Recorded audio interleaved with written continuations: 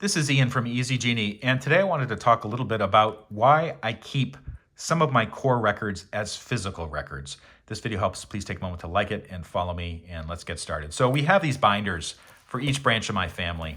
It's labeled by the last name there.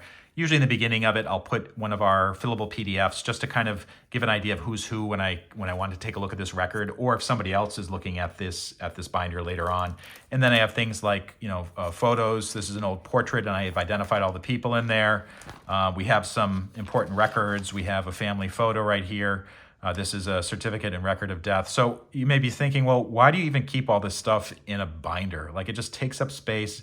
It's a pain in the neck to organize them, don't you worry about them getting burned up in a fire or being lost or something like that.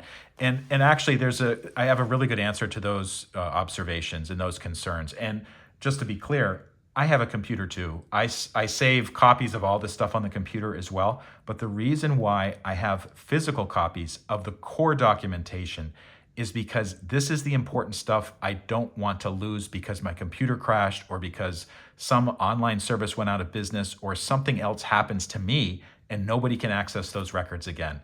And yes, I know there's ways you can work around to have like a copy sent to your relatives if you die unexpectedly or you don't log in for 3 months or whatever. But I really like having a physical copy of it.